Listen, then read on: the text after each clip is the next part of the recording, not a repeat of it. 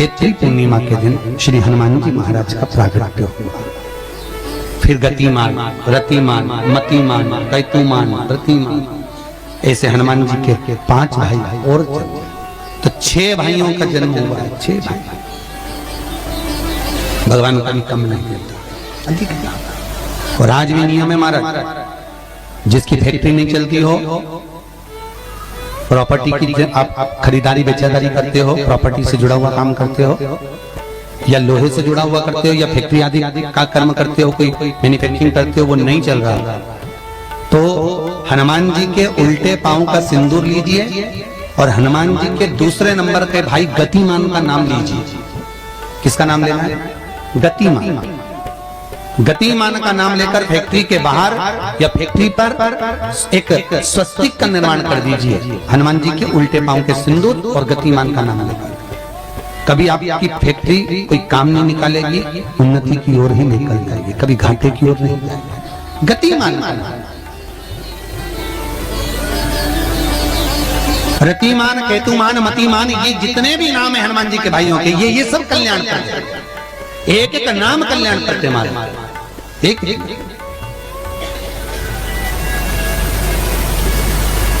महाराज, वो जिन बच्चों को निमोनिया हो जाता है ना, वो सर्दी का टोटा रहता है, बहुत सर्दी बच्चों को बनी रहती है, तो हर दिन 5-10 दिन में वापस दौड़ के डॉक्टर के पास लेके जाओ, फिर डॉक्टर के पास ले। कैसे तो डॉक्टर के पास बच्चे आजकल के जमाने के जाते ही जाते हैं, हर 15 दिन 20 दिन में। तो इसके पीछे वो चले जाएं। एक हास्य व्यंग में हमसे पूछा किसी ने, महाराज जी आज के बच्चे बार बार हॉस्पिटल डॉक्टर क्यों जाते हैं? तो हमने कहा देखो भैया, बच्चा जहाँ जन्म लेता है उनसे उनसे प्रेम ज्यादा होता है। पहले नानी के घर में पैदा होता था, इसलिए नानी के घर ज्यादा जाता था। दादी के घर में ज्यादा पैदा होता था, इसलिए दादी के घर ज्यादा जाता था। आज के बच्चे हॉस्पिटल में ज्यादा पैदा होते हैं, इसलिए हॉस्पिटल ज्यादा घूमने जाते हैं। ये हास्य।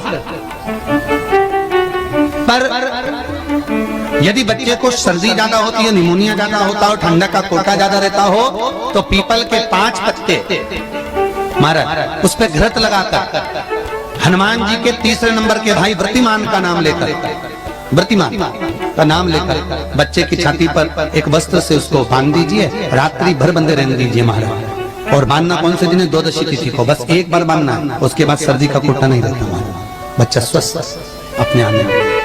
व्रतिमान हनुमान जी महाराज के जितने भी भाई हैं, सबका आनंद सुख चरणारविंद का सुख देने वाला भगवान श्री हनुमान जी महाराज चैत्र की पूर्णिमा के दिन प्रकट होते हैं महाराज। पवन तनय संकट हरन मंगल मूरत रूप, राम लखन सीता सहित हृदय बसौ सुर। श्री हनुमान जी महाराज का प्रागट्य होता है, चारों तरफ सुख ही समाहित हो जाता है, आनंद ही आनंद स्थापित हो जाता है। चारों निधि हनुमान जी के पास में थी, अष्ट सिद्धि 9 निधि, और उस 9 निधि में सबसे ज्यादा सुंदर निधि जो दुनिया के हित की है वो है नील निधि। कौन सी निधि? 9 निधि में से एक निधि का नाम है नील निधि। कई लोग तो ऐसे हैं, उनका आज तक हनुमान चालीसा पढ़ना नहीं है, आज तक कोई चालीसा, चाहे गायत्री चालीसा हो, लक्ष्मी चालीसा हो, शिव चालीसा हो, पढ़ना ही नहीं आती। बस बैठ गए भगवान के सामने और पढ़ लिया आसन लगा के। नहीं नहीं नहीं, चालीसा पढ़ने का भी एक नियम है। अगर कोई लक्ष्य लेकर पढ़ रहे हो तो उसका एक नियम है। पूरी जिंदगी पढ़ते रहोगे तो भगवान की प्राप्ति नहीं है, पर लक्ष्य लेकर अगर पढ़ा है आसन से, जिस भगवान की चालीसा पढ़ रहे हो उसकी मूर्ति या उसका फोटो आपके सामने होना चाहिए। एक घी का दिया, अगर हनुमान चालीसा पढ़ रहे हो तो या तो घी का दिया जलाओ, वो भी गाय के घी का हो, भैंस के घी का मत जलाना। हनुमान जी कभी प्रकट नहीं होंगे भैंस के घी से। घी का दिया लगाइए अगर चालीसा का पाठ कर रहे हो हनुमान जी का। और बहुत ज्यादा संकट है, बहुत ज्यादा परेशानी है, तो हनुमान चालीसा का पाठ करो तो तिल्ली के तेल का दिया, काली तिल के तेल का दिया, तिल का तेल का दिया हनुमान जी के सामने आसन बिछाकर। बहुत तकलीफ है तो 3 पाठ प्रतिदिन करो, और एक आसन से जितने समय 9 बजे अगर आप बैठते हो पाठ करने तो 9 बजे ही बैठना। 11 दिन तक प्रतिदिन 3 पाठ रोज करो। एक पानी का लोटा, कलश, तांबे का जल अर्थात तांबे का लोटा हो, स्टील का लोटा हो, तुम्हारे पास जो कलश हो, उसमें जल भरकर एक सिक्का उसमें पटक कर, एक लौंग पटक कर प्लेट से ढक कर रख दो और प्रतिदिन बस टाइम पर बैठकर पाठ करो।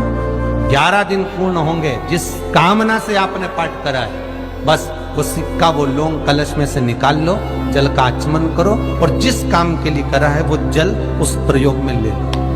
उस प्रयोग, किसी से बात करने जाना है तो वो जल पी कर जाए, कोई से हाथ मिलाना है तो वो सिक्का वो लौंग अपने हाथ में अपने साथ। राम जी महाराज जब गए, हनुमत चरित्र कहता, राम जी महाराज जब जाने लगे तो उन्होंने हनुमान जी से कहा कि तुम क्या चाहते हो? हनुमान जी बोले मेरे को जाना है, क्योंकि जहां राम वहां हनुमान। हनुमान जी जब कहने लगे कि मेरे को जाना है, तो राम जी महाराज बोले नहीं नहीं हनुमान, तुझे सबसे ज्यादा प्रिय क्या है? तो कह राम।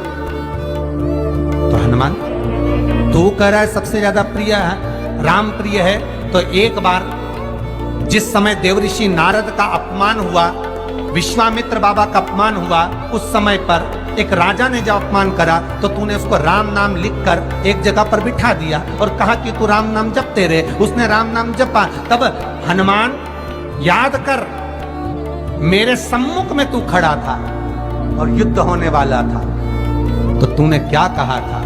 प्रभु आप इसको मार नहीं सकते क्योंकि ये आपका नाम ले रहा है। राम से बड़ा होता है राम का नाम, आप इसे मार नहीं सकते। तब आपने ये संवाद कहा था, हनुमान बता तेरी प्रियता क्या है? हनुमान जी कहते हैं प्रभु आपने मुझे जगा दिया, क्योंकि मुझे श्राप ये मिला था कि तू जागेगा किसी की जगाने पर, आपने मुझे जगा दिया। इसलिए है नाथ, अब मैं जाना नहीं चाहता, सत्संग करना था।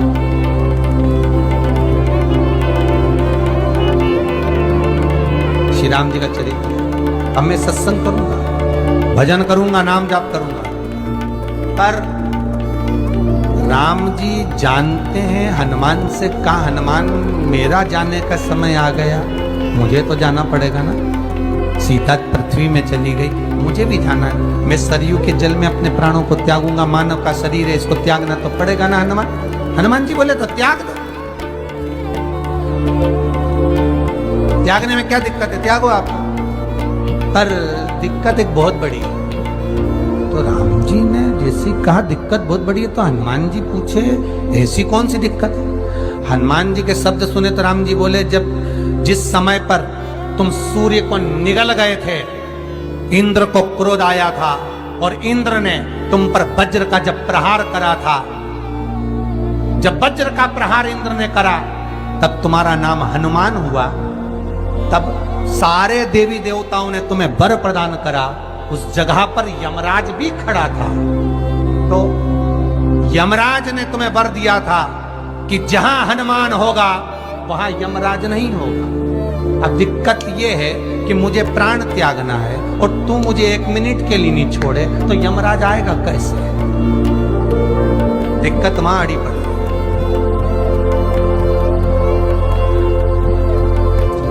हनुमान जी मुस्कुरा के बोले राम जी महाराज, प्रभु मैं आपके बिना रह नहीं सकता।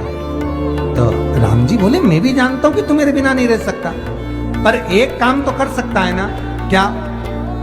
मैं अगर कोई काम बताऊंगा तो तू करेगा कि नहीं करेगा? हनुमान जी बोले आपका काम और मैं ना करूं, ऐसा कभी हुआ है? जरूर करूंगा।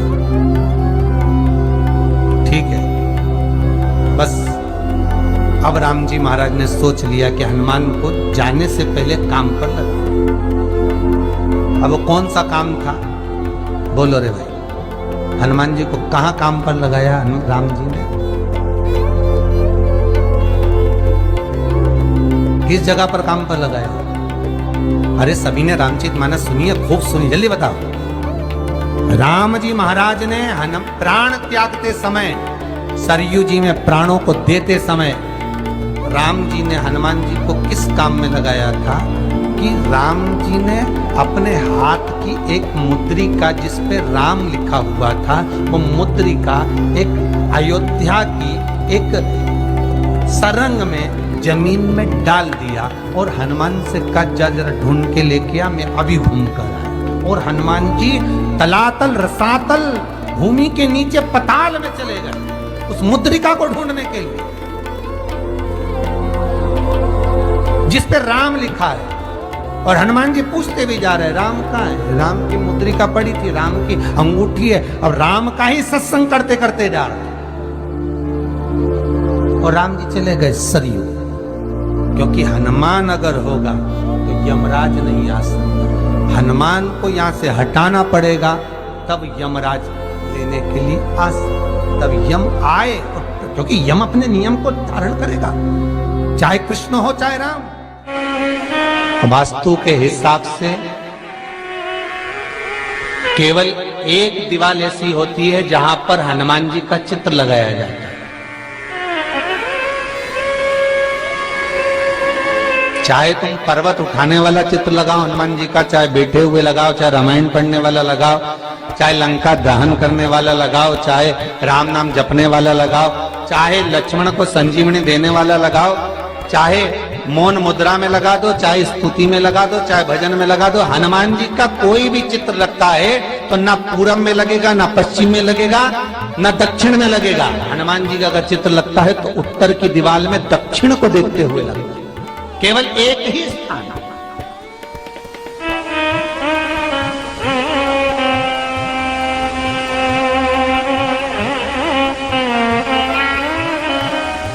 जैसे पूर्वजों के चित्र को, पितरों के चित्र को, गए हुए हमारे जीवों के चित्र को दक्षिण में विराजमान किया जाता है, उसी तरह हनुमान को उत्तर में विराजमान कर कर दृष्टि दक्षिण में कर दी जाती है।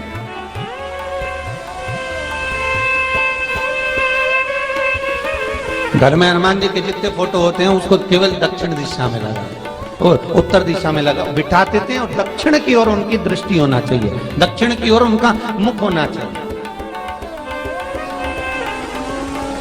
क्यों? महाराज, अगर व्यक्ति के जीवन में कोई बीमारी आने वाली है, व्यक्ति के जीवन में कोई रोग आने वाला है, व्यक्ति के जीवन में अगर कोई कष्ट आने वाला है, व्यक्ति के जीवन में अगर कोई परेशानी आने वाली है, व्यक्ति के जीवन में कोई एक्सीडेंट का योग भी बनने वाला है, तो शास्त्र कहता है वो दिशा दक्षिण से ही बनता है।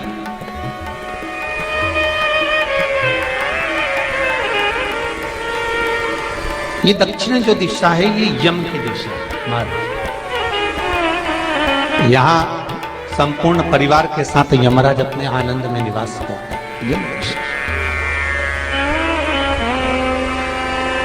और जब हमारे घर में, हम ये नहीं कह रहे कि आप हनुमान जी का फोटो लगाओ, हम ये भी नहीं कह रहे, आपके घर में हो और आपने अगर विराजमान कर रखा है किसी दिशा में, तो हमारा तो निवेदन रहेगा, अभी तक आपने अगर जैसा रखा पर एक बार दिशा बदल कर देखना कि रोग, बीमारी, कष्ट, दुख, तकलीफ में आपको लाभ मिला कि ना मिला।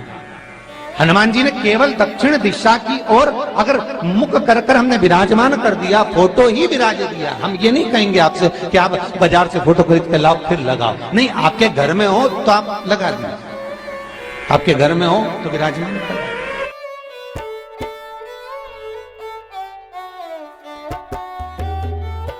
तो हमारे पूर्वजों को प्राप्त होता है। जिस बालक बालिका का जॉब नहीं लग रहा हो, सर्विस नहीं लग रही हो, नौकरी नहीं लग रही हो, जगह जगह पहले करते थे जॉब अब छूट गई, 2 साल हो गए, 3 साल हो गए, सर्विस नहीं लग रही हो, बहुत प्रयास कर लिया हो, बहुत प्रयास, तो महाराज काली तिल्ली को पीस कर उसको जल के पात्र में डालकर अपने घर के मटका, परिंदा, पितरों का जो स्थान होता है, जलाशय होता है, उसके पास में एक पात्र में रख दीजिए।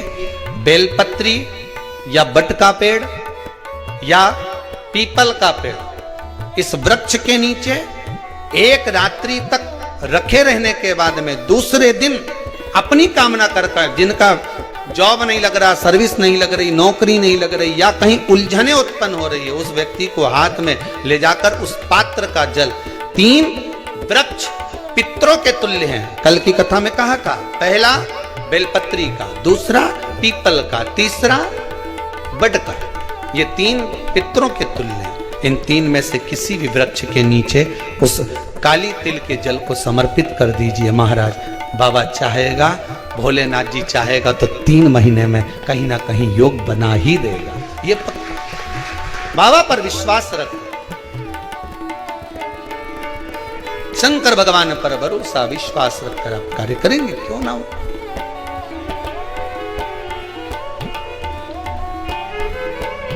धीमा बजाओ